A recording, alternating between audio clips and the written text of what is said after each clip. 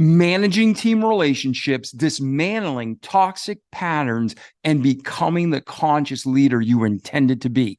All this and more right now. The Remarkable People Podcast. Check it out.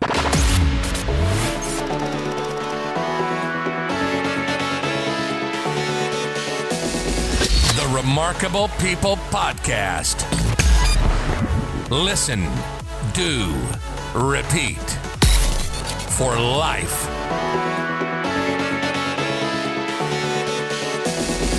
The Remarkable People Podcast. Hey, Marika, how are you today? I'm great. How are you, Pasqualone? I am excellent. And for our listeners, you need to absolutely, at the end of this episode, go to Marika's website, check out her content, and learn how to properly pronounce her name. Marika, why don't you say your name for all our listeners with the French accent the proper way, since I'm butchering it? Please forgive me. Sure. So my name is Marika Messager. All right. So, ladies and gentlemen, you heard it the right way. And thankfully, she's a very gracious guest. And as you're going to see in this episode, she has a ton of life knowledge and information and experiences we can all glean from. So I'm super pumped to talk to Marika. And Marika, as we go through this episode, our listeners are going to grow in a bunch of ways or have content they can run with and apply to their lives and be better people.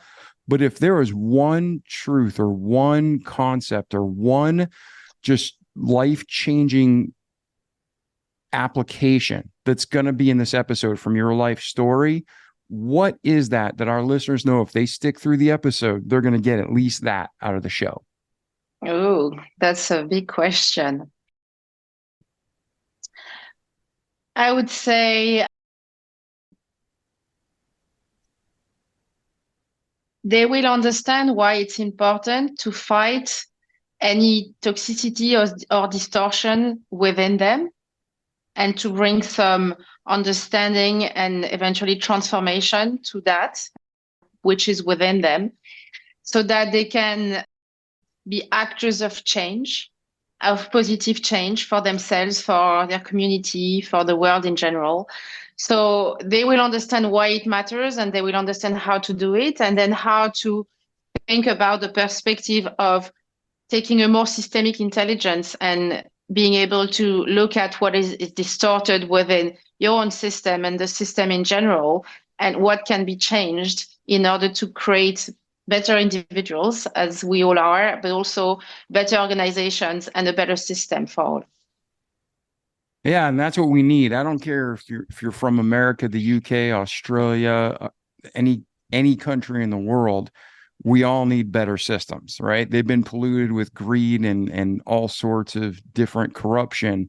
So for us to become better, for our families to become better, our communities to become better, our states, our countries, the world, this is an amazing topic. So before we get into the details, let's talk about your upbringing. Where were you born? What was your upbringing like? What were the things that made you the woman you are today? Oh, that's a long story. So I grew up in Paris, and I grew up in a very privileged environment. I grew up in an area of Paris, which is the 7th arrondissement, which is, quite a high level social environment. And I was an only child to my parents, who were 41 and 42 when they had me, which I'm 47. So which at the time was quite different in a way already. And I went to a semi-private Catholic school that only had girls at some point. And so I had a kind of very privileged Catholic within the system education, where I did very well because I was very good at school. I had loads of friends. And so I was able to learn about that system and navigate it very well. Nice. Now, then with your parents, I grew up. Go ahead. No, because I don't know how far this is my upbringing until I started working really. But maybe I have to say that within that upbringing, there was always a lot of experiences that were mind expanding. So I traveled a lot with my parents. We went to, to Thailand. We went to Israel. We went to, Bali. So I saw the world. I saw how to function in the world, and also how to maybe be street smart, but appreciate the differences, culture differences. And then I traveled a lot by myself. So I'm talking about travel, but it's maybe to depict the personality of somebody who is on a quest to learn and discover and explore what is there to be explored. Yes, and as you traveled as a child, I mean, a lot of times we don't appreciate it until we're older. When we look back, as you were traveling as a child and you're seeing the different cultures, when was it that you realized that, man, there's some serious differences, but there's a thread of commonality? Yeah, I think the first experiences I had was when I was probably very young. I was 9 or 10. My parents were working. They had their jewelry business, and they didn't have much time, and they were working together. So a lot of holidays I was sent somewhere. And July was the month where I was sent to kind of in a summer camp in a way, but they had a purpose of me learning English. So I started at 9, 10, 11. So I went to some places in Belgium, in Switzerland, and then I went to America when I was 12. And so this is really where I discovered, and especially when I was in the States, because they have rituals and rules. And so I really discovered the American system and what it meant to, educate a child in the States that was different in France and where, because I could see some patterns already where all the French kids were kind of getting together, and they were like maybe 15% of the whole summer camp, but they were the kind of always the ones who were like, making trouble and breaking the rules. So I started to think about those patterns and yeah, and then I guess I lived in New York when I was 18, which was no, maybe 20, I think, which was very transformative for like 5 months. I was doing an internship, but I also saw the American culture, I mean, the New York way of life. So it's been a continuous exploration, really, and understanding, but also then I worked in finance for 15 years and I was managing a team of 40 people across Europe and the Middle East. So, that also really amplified my understanding that, we're all human beings, but we have been programmed in many different ways. And, what is the program? What does it mean? And what are the good things about the program, the bad things about the program, and there is good and bad in every program, in every culture, in every society. So yeah, if that answers the question. Yeah, no, there's no right or wrong. It's just we're just looking through your life, seeing what made you who you are today. And then as you're growing up and as you're developing as a person, any highs, any lows, anything in between that you feel significant to bring us to today and then where you're heading, that's all we're here for. And our listeners are interested in growth and knowing the practical steps of what you achieved or overcame and how you did it so they can too. So you're doing great. Now, once you're seeing these patterns and you're seeing different cultures and different obstacles, what does your mind and what starts developing your life once you start observing these patterns? So I think I'm somebody who has always been resolution oriented. And so that has been shaped in me through my upbringing as well, and what I've been exposed to. So I've been exposed to toxicity in my family, toxicity in some of my relationships. So I really developed what we call a codependent syndrome or a savior syndrome or a parentified child, but basically somebody who puts their needs away and focuses on the needs of the other or the others in order to avoid conflict and create a peaceful environment, right? So it's with that which was initially an inherited pattern, right? And was a part of this, it was something distorted within me. But that actually, really supported me to amplify my empathy, right? And my ability to feel things and to sense things. Because when you're in toxic environments, it's a survival mechanism, like sensing every body language move or, different sense of tone. Like basically you learn to feel the intentions of others in order to stay safe and to take the actions that will be necessary for you to stay safe. So, it's with that, program in mind that I was always seeking resolution, but at the same time, very strong in my sense of self. So, I can fight, with words and all of that. But seeking resolution, I always wanted to understand where everybody was coming from. And so, if we have a team with different, genders, nationalities, races, religions, all of that, I was always, trying to really understand where they were coming from and what was I was searching for the good intention in whatever they were saying, right?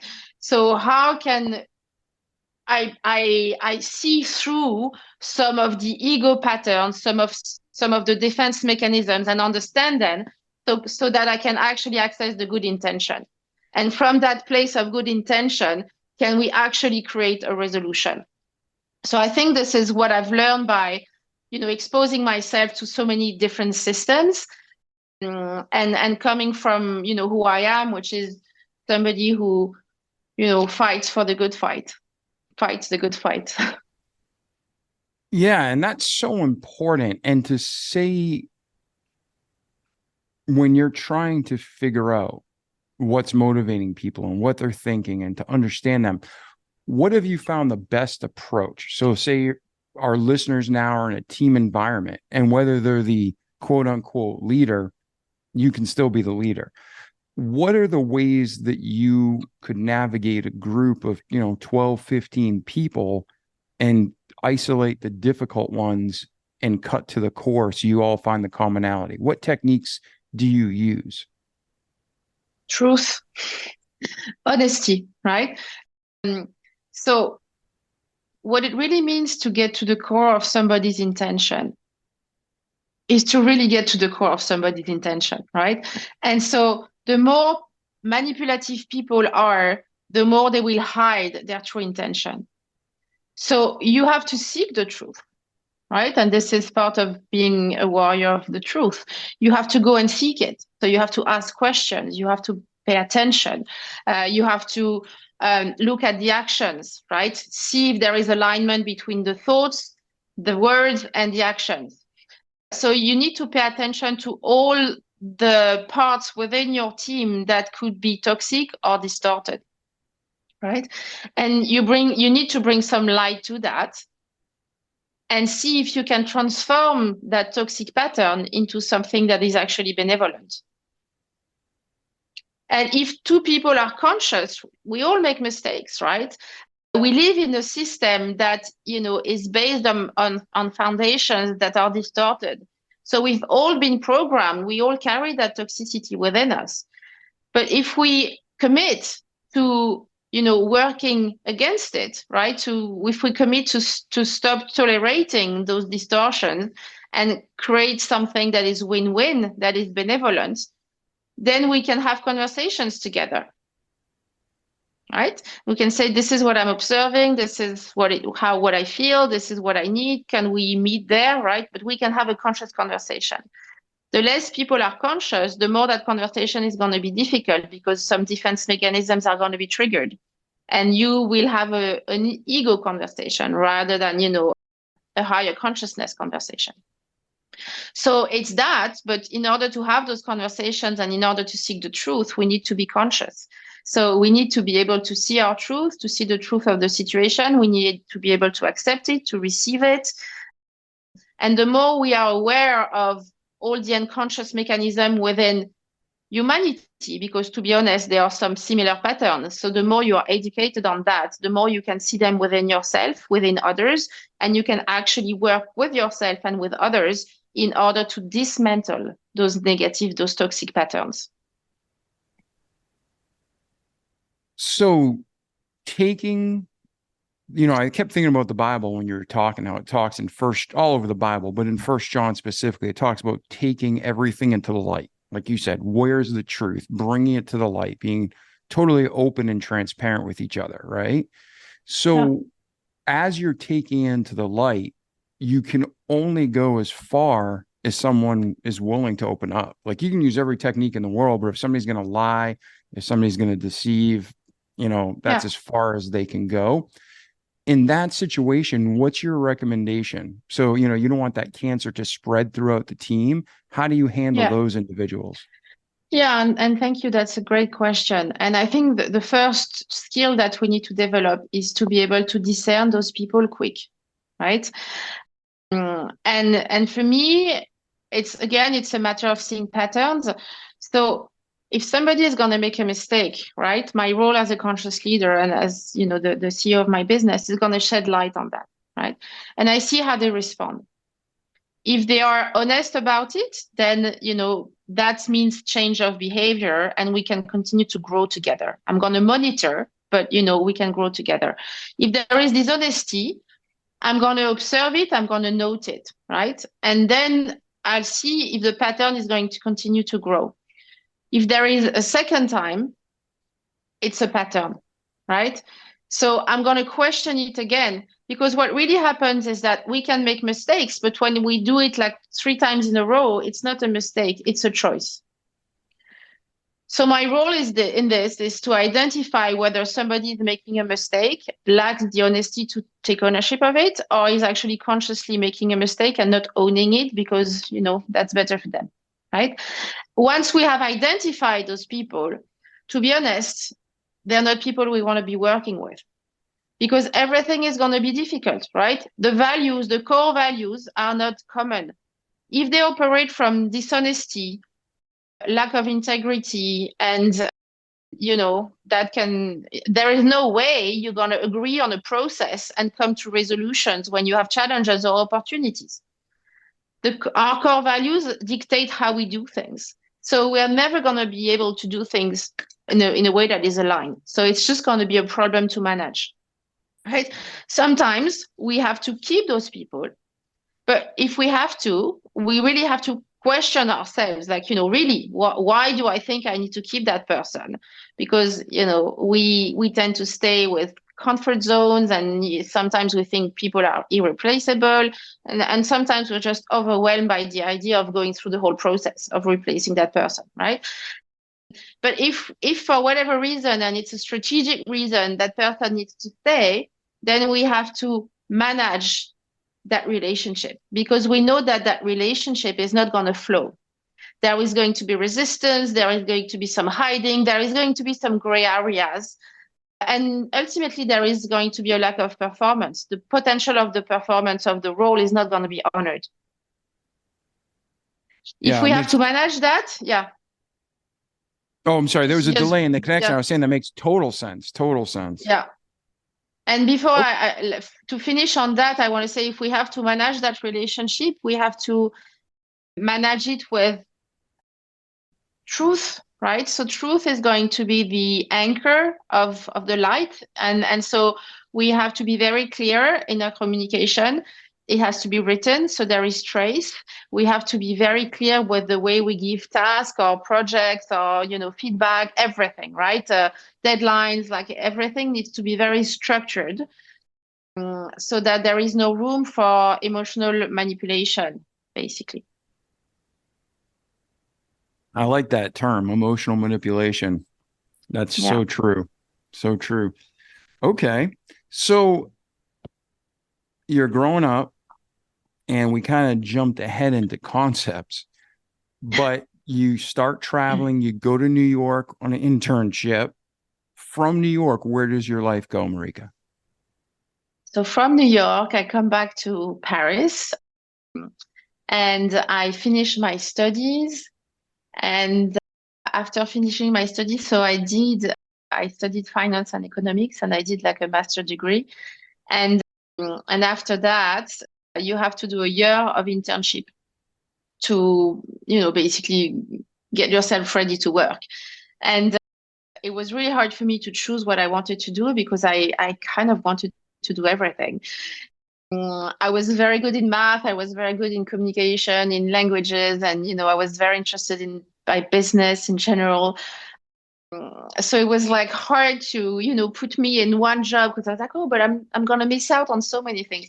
Anyway, I found an internship with Xerox, who is a global brand, and at my time, which some time ago, it was one of the best school for marketing, right? Or sales. Everybody was like, if you go there, you're gonna learn. Like basically it's the school where they teach you to sell, printers and all of that. But like like an Eskimo you would sell some ice cream to an Eskimo. So I went there, and I was an intern. I was the assistant of the marketing boss of an area in Paris, and I started to work with the salespeople, and that's when I discovered my market intelligence. Because basically, I was responsible of maybe 15 products, and I did all the market intelligence for all the products so that they knew what they were selling and where they were better than the competition and where they were not as good. And so I learned very quickly how to sell, and how to sell in a way that is honest and sell with this is my offer. This is the value that it has. This is the price. We can have a conversation about the competition, but basically I learned to build certainty and solidity to a product so that you can go to market and feel confident and aligned with your product. And after that, I was like, I'm gonna get bored in this industry because I kind of, it's a bit of the same all the time. Then I tried to work with my parents for 3 months, and they had a jewelry business, and I knew a lot about it because when I was younger on holidays, the whole month of August, I was with them, and many years they were doing a show a jewelry show in Monaco in France. And so I was with them for the whole month. So I was going to the dinner parties, and I was kind of selling jewelry as well. So I was very interested in the creative and beauty process of it as well. So I tried to work with them for, I think, 4 months. And I realized that it was not going to work for me, that, I was going to die if I do that. I realized that I would, barely have a voice in the business, that I would have to compromise and deny my power all the time, that it would be very toxic. So I was like, I need to do something.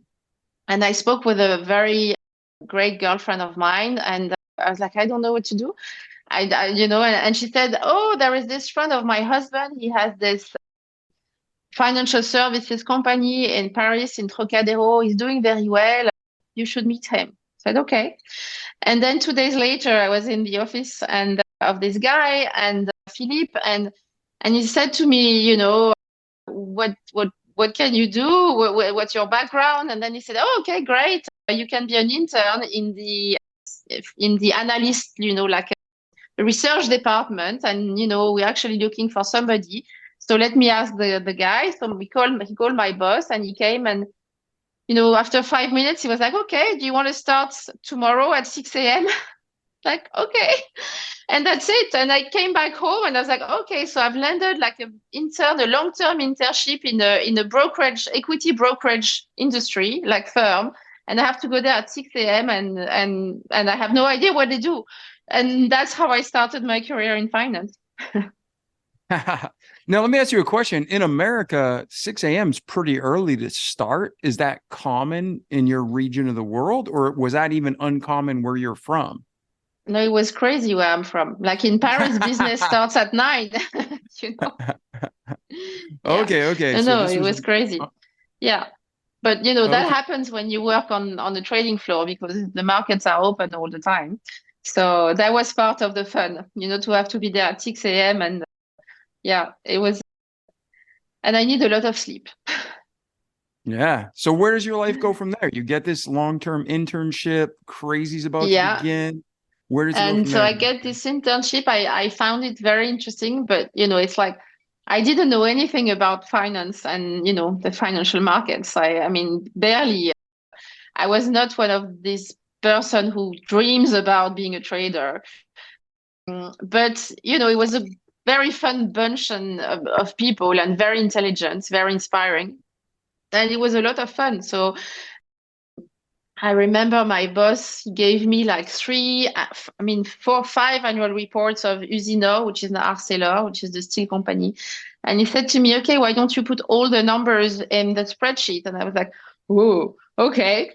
And I didn't know how to do it. So, I was asking questions. I had a friend who was doing this job. I said, I need to see you. But I really learned the job on the job. And it was very stimulating.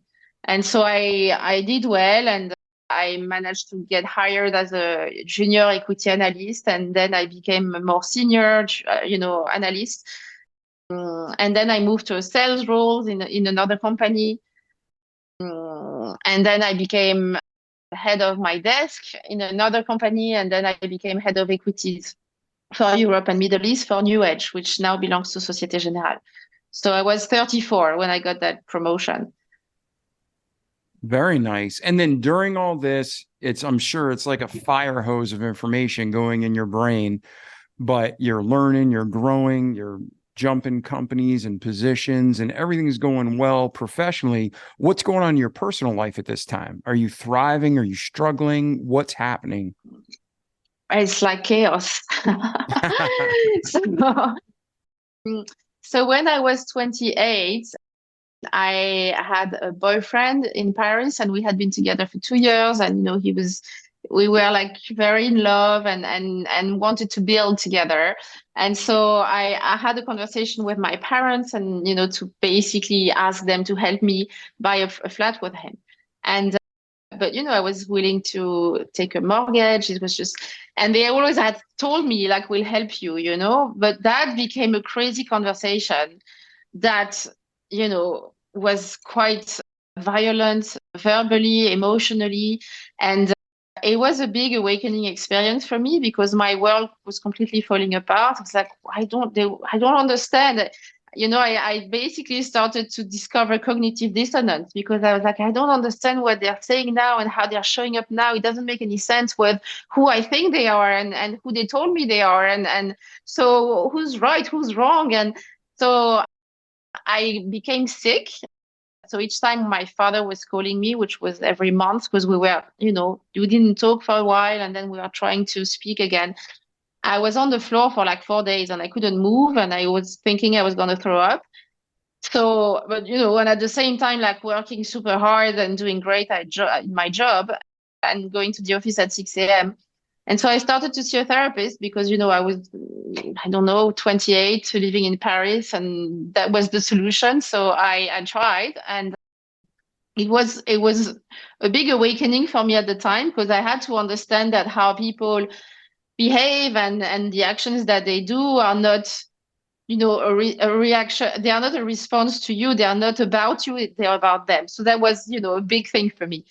But that kind of took me on a self-developmental journey, because I was very interested by what I was learning, and I was applying that, and I was seeing how applying that was helping me also understand my clients better, understand my colleagues better, and eventually manage them better. When I became a manager there, I think I was 27, so I was young to start managing people.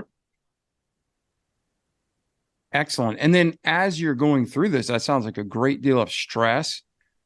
What were some of the practical techniques or just mindset shifts you made? So if our listeners are like, I know exactly what she's talking about, what do you recommend for them to get help, though? Yeah. I would say the first thing is to realize that, you need some help. And for me, asking for help is the first sign of intelligence. I see a lot of people who are scared or too proud to ask for help. So, this is really something that I want to first demystify. I've been working on myself for 20 years, and I never stop. So it's that. And then it's about having a diagnosis of what really you need help with, help within yourself, and finding the right person.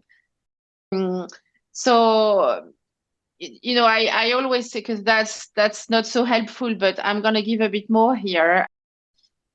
I've got, I come from the financial industry, so I love models. And so one of the models that, we use to understand the system of individuals is that we are four bodies. We are physical, mental, emotional, and spiritual body. And so those four bodies need to be healthy and aligned together for us to function at our fullest potential. And so the first assessment that you can start to reflect on is what is the rate for each body. Let's say 1 out of 10 is 10 is great and 1 is bad. Assess each body, right? How is your mental body? How do you function? How do you make decisions? Are you feeling clear or are you feeling confused? Do you manage to have some distance with your thoughts, right? Or do you find yourself circling in mental loops? All of that, right? It's basically thought mastery and mental health, right? So where are you there? And then we can look at the emotional body, and you can do that in any order, really. The emotional body is how well am I connected with my emotions, right? How well am I equipped to process my feelings? What is my emotional agility? How do I bounce back, if something happens? What's my level of resilience? Is my toolbox good enough? And do I have the support system that I need? So all those questions, right? And basically, am I able to respond to challenges and opportunities in a way that I'm proud of rather than react? So that's also a rate for your emotional body. And then you look at your physical body and basically how healthy are you? How flexible, agile, strong do you feel in your physical body? What's your level of energy? Do you know your physical body, right? Are you educated enough so that you know how to support your physical body to function at its best, right? Again, what's your support system, your doctors or whatever. And then the spiritual body, which is the soul identity. How well are you connected with your soul identity? How well do you know your purpose, right? How well do you understand that everything is interconnected, right? How well do you operate from a union and collaboration consciousness rather than a separation and control domination mindset, right?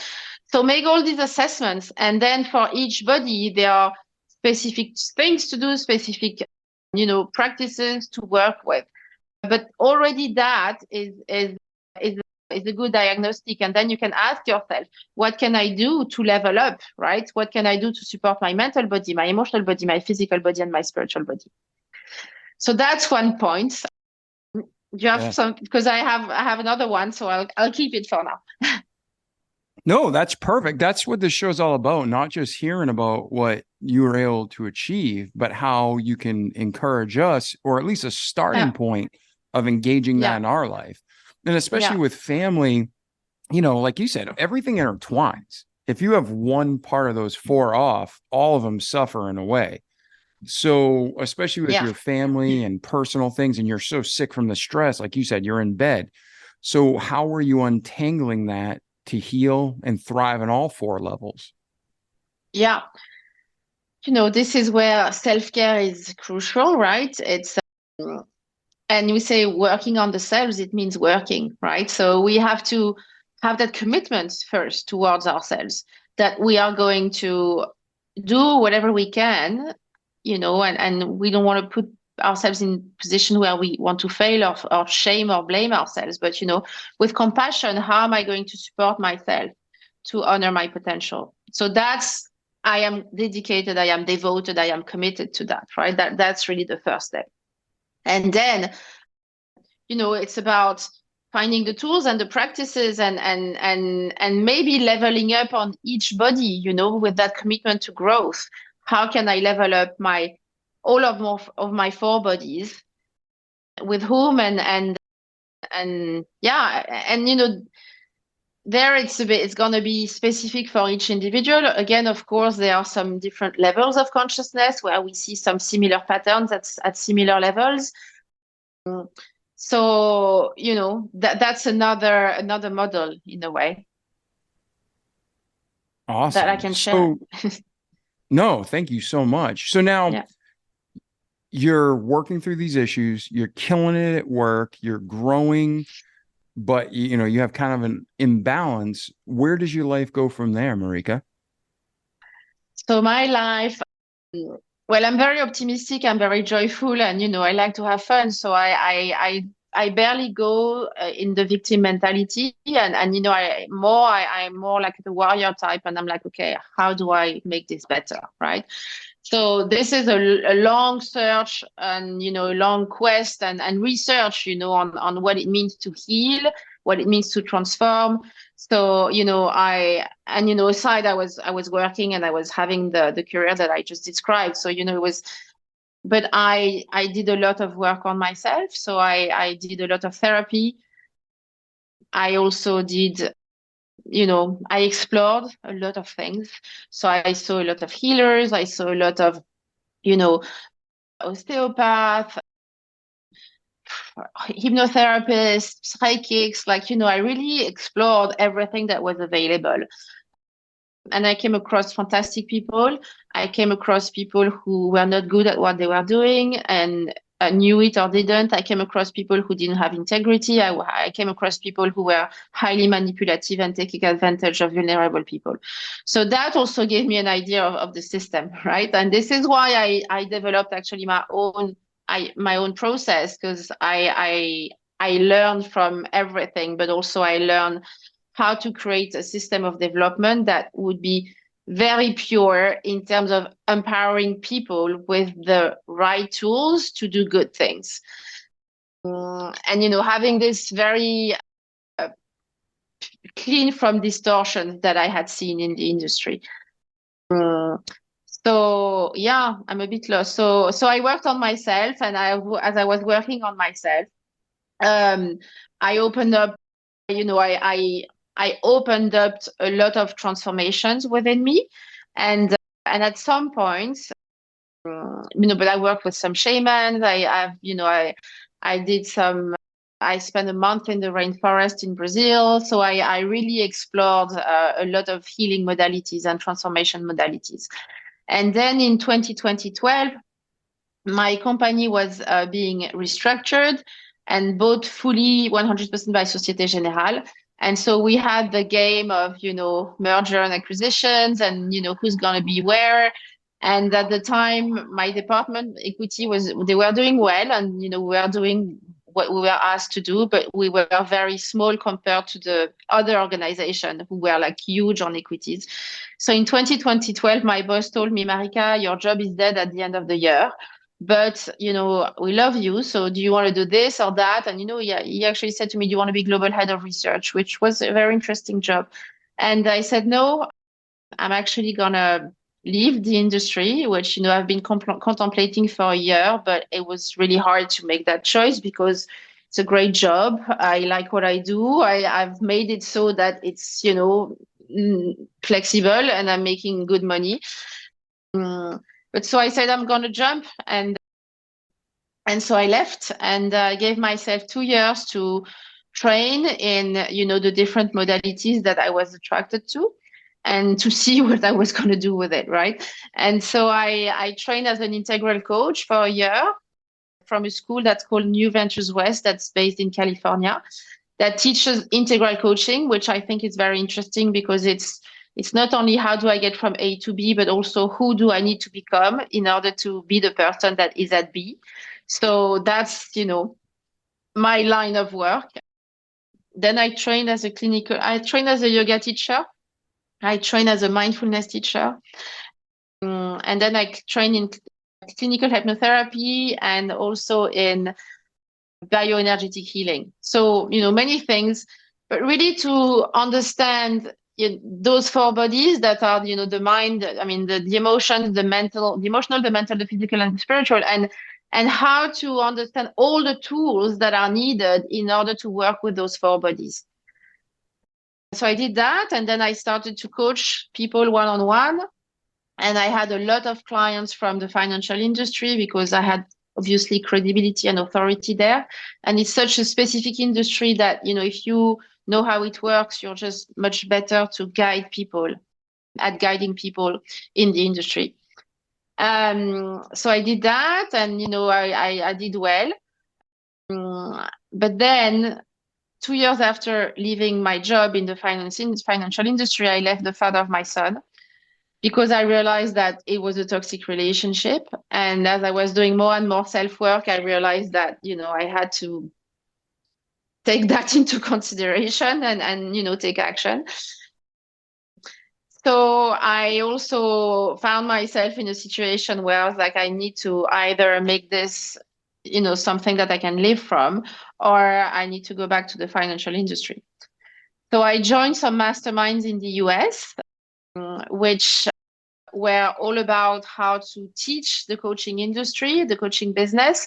It was very interesting because, in the States, it really is a business.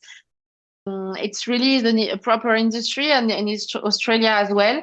So I learned all of that, and I learned, how to create some trainings, with cutting edge ways to do it. I learned marketing, but I had everything to learn because I knew a lot about my job in finance, but I didn't know much about, what it means to run a business. So that was a long learning curve, but again, very interesting. And so I started to think about my coaching as a business, and built it with that in mind, and with also in mind, like always the performance and the results that we can provide for clients, but also the scalability and the impact that it can have as it scales. So I have developed different programs, because I quickly realized that we don't learn emotional intelligence. We don't learn systemic intelligence. We don't learn intuitive intelligence at school or nowhere, not even at university, right? But we need to learn that. And so I was also getting bored because I realized that all my one-on-one sessions were teachings, and I was repeating myself. So I was like, I need to, automate this. So then I started those, programs with those trainings and modules. And so I developed a curriculum. So, and the biggest one is the Academy for Conscious Leaders, which is a 3-year program where you go from unconscious leader to conscious leader. But then I did another program aligned for people in professional transition and all of that. And I could see clearly that the clients who were doing the modules were just growing much faster, much better. And they were also understanding the concepts much better. So they were becoming able to teach those concepts, to embody those concepts much better. But still, it was a curriculum. So, I work with high-level executives, and they don't have much time. And so some trainings were really transformative and amazing for them. And some others were like, yeah, that's interesting, but, it's not really what I need, but it's good that I know it, right? So because I'm always, passionate about making things more efficient and more transformative, I was like, I need to find another way to make those teachings really accurate so that you can have it on the situation that you need, at the time that you need, and in the content that you like to consume, I'm looking for the word in English, but I don't get it. It doesn't matter. And so I've created a conscious library to digest the content, like the type of format of content that you can digest, right? Best. And so I've created a conscious library, which is all this, library of this well of knowledge, but that is now accessible in a different way with some very tangible questions that we all have when we want to grow. So they are in the 3 pillars of RIP, which is clarity, presence, and creation. But you find questions such as how to navigate difficult conversations, how to make the right decision, how to prepare for an important meeting, how to improve your resilience, how to release emotional patterns or emotional baggage, also how to forgive. So, there is a lot of content, of transformational content there. And we are now testing that conscious library for organizations. And the idea is to give all employees, and that's really the USP, all employees within an organization access to that product so that they have the tools to grow if they want to. But it's very clear that you have to do the work. You have to invest in yourself. You have to commit to growing. But if you want, the tools are there. So I'm very excited about this because I have seen throughout the last 10 years of mentoring like more than 300 leaders and 5 organizations that at every level within an organization, there are some people who want to grow. And most of the time we offer solutions for the C levels where they have one-on-one and it's expensive. And I know because I charge those companies. Then we have the middle management where we know there is a need, but we don't really have a solution because one-on-one is too expensive. So it's like a training here and there, but there is no philosophy, there is no consistency in the pedagogy. And for the rest of the company, there is really not much, right? Maybe a yoga class every month. And I've seen, as you know, I have deployed conscious leaderships in some organization that there is a longing, there is desire, there is a need to grow at every level. And when we, give people the possibility, it's fabulous because they grow. If your company is helping your people to grow, you're such a benevolent company, and that shows in everything, right? But in very tangible results, like it's going to help you attract and retain talents. It's going to help you identify the one who want to grow and be like, oh, okay, this one or her or she or they want more. So can I hold that space for them, right? It's going to help as well to, unlock the power of inclusion, because diversity not done with inclusion is dangerous. But inclusion is really taking everyone's perspective into account and creating some win-win solutions out of that, right? So that's going to be a tool for that as well. It's going to be a tool to upskill, to reskill, to transform a culture into a conscious culture where we can, seek the truth, we can have the difficult conversations, we can find resolution, and therefore our performance is going to improve. Our P&L is going to improve. There is some data that shows that, the cost of hiding is like 15% in the P&L. So there is a lot of untapped leverage for success when we take care of our people. So I'm excited about this, and we're testing it with a few partnering organizations, and we want to gather some data, some case studies, so that we can scale it with experience and integrity. That's excellent. And for some of our listeners around the world who aren't, let's say, in the high-end business sector, P&L is just profit and loss statements. And what Marika was saying is like 16% of hiring is a cost that's just coming right off your profit margins. So you don't have to be a business person to understand. It's not the cost of hiring. Sorry, it's the cost of hiding. Oh, hiding. Yes, right. When we hide, when we don't take responsibility, when we don't communicate, we don't own our mistakes, that's hiding. Got you. So yeah, so even if you're not in business, this translates to every aspect of all of our lives, correct? Definitely.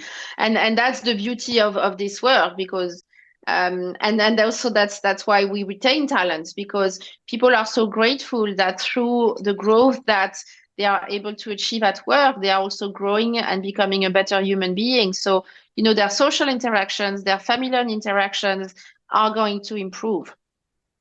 It's like the butterfly effect. Yes. So let's ask you this: between your birth and today, on this journey that we went through of your life, is there anything significant we missed before we transition into where is Marika today and where is she heading? No, I don't think so. I have a son who is going to be 16. Yeah, but that's it. Nice, beautiful. And juggling any kind of, you have family, you have your professional life, you have all aspects of your life. Like you said, you mentioned 4 major categories. Some people say 7, but either way, it's a juggling act. So as you're going through these major transitions and shifts, not just in your company, but actually your whole career path, what was that like? How did you keep a handle on it at home? And what did you learn the hard way that you recommend to our listeners to get a better balance at home? Yeah. I learned a lot of things the hard way. But I think, today we live in a world that, is considered VUCA, which is volatile, uncertain, complex, and ambiguous. And that we have to accept that new reality. And we have to really understand that in order to function, to thrive, to perform in that world, we need to change the way we lead. We need to change the way we relate, the way we work, the way we are. And so it's very important to take care of ourselves in that transition. So, self-care, self-work are really, it's a must-have, right? It's not a nice to have. It's almost like a survival instinct. We are transforming. The world is transforming.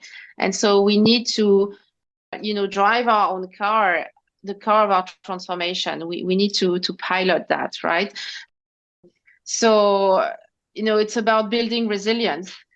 And for me, never, as I said before, never going into the victim seat, right? I drive my car, so I know where I'm going. And if I have a fuel shortage, it's my problem. I created it, right? And I would say I've been a single mother, for many, many years, and it's a big lesson because you don't have anyone to blame, right? It's like, if it's not done, if it's not working, it's on me. So you really learn to take full responsibility for everything. You can't really go into, well, it's because of this or this or this, and if I don't fix it, it's not going to be fixed. So I think that's key to resilience, because we don't waste energy into that victim zone. And then we start to see, how we co-created this and what we can create to actually make things better. And resilience is a big part of that. So that's why, same as we have those 4 bodies, we have those 4 types of resilience: emotional, mental, physical, and spiritual. And so we have to, build our resilience toolbox. That's super important, so that we can, be agile, that we can pivot, that we can, take on whatever is being thrown at us and still be focused and still, push forward. So that's one thing. And then the other thing is the intuitive intelligence, which is flow, right?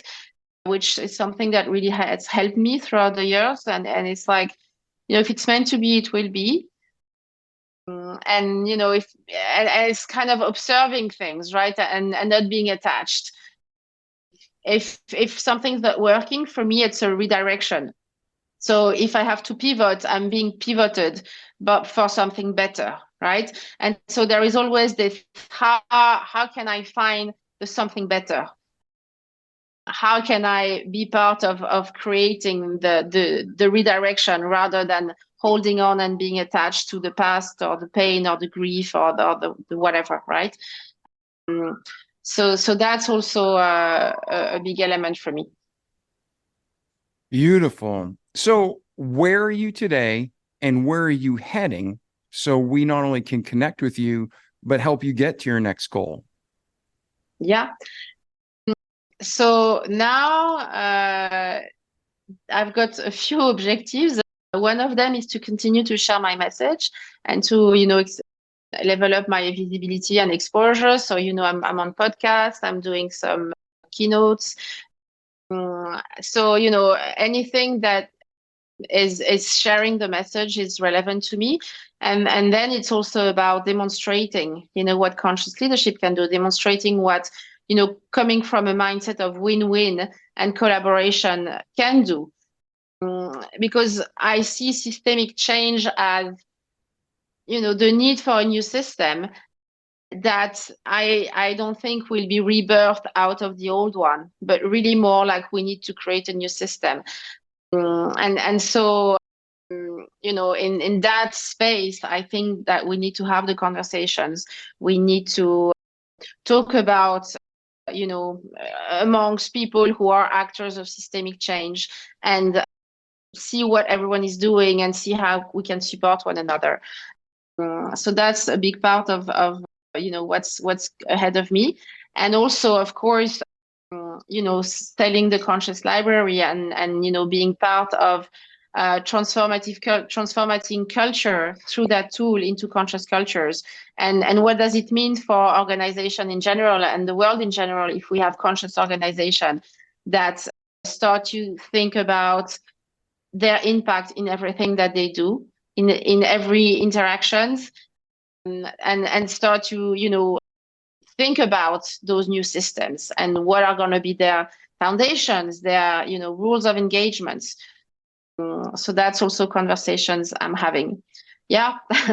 Beautiful, beautiful. So now if someone wanted to get a hold of you and continue the conversation, check out your website, you know, basically Yeah. see more of Marika and what you do, what's the best way for them to reach you and what's the website? So the website is consciousleadership.org, www.consciousleadership.org. On the website, you can contact me, right? So I'm very open and pleasure, very keen to have some conversations. You can also find a lot of free resources on the website. So if you want to know more about conscious leadership, we have a quiz to assess your level of conscious leadership.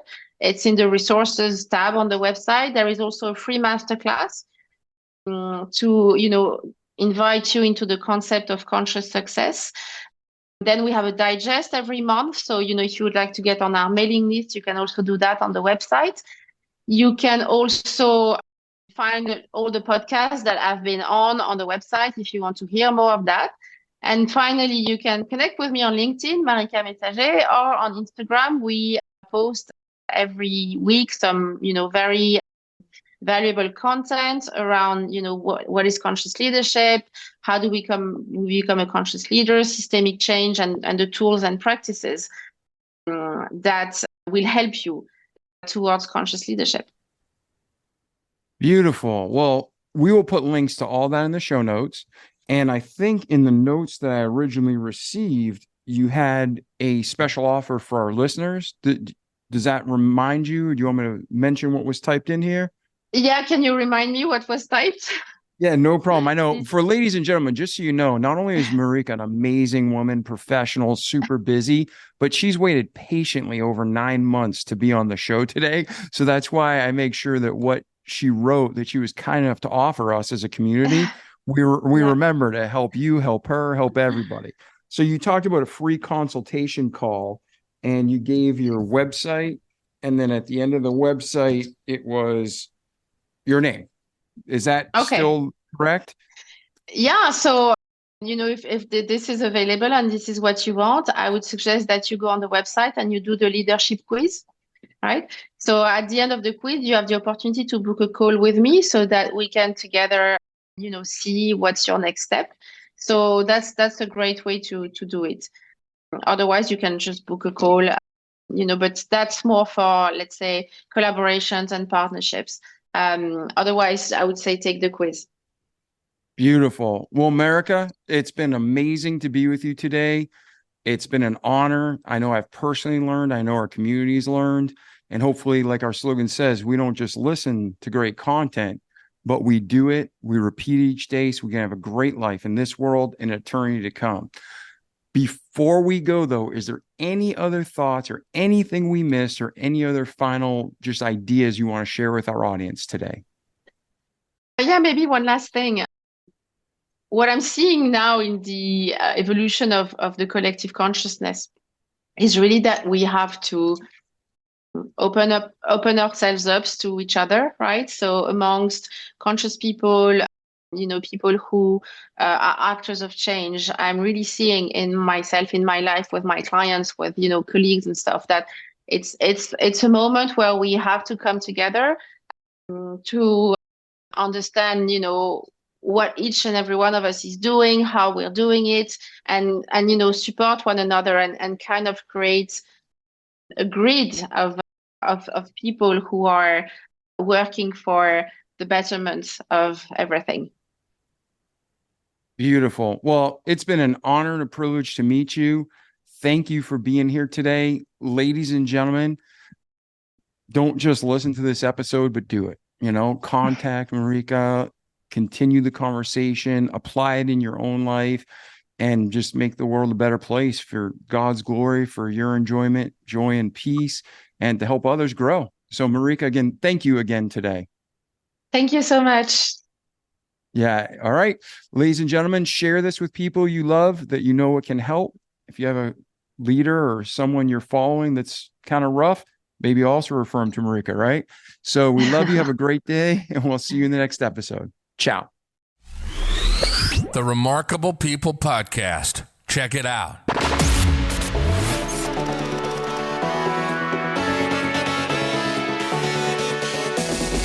The Remarkable People Podcast. Listen, do, repeat. For life.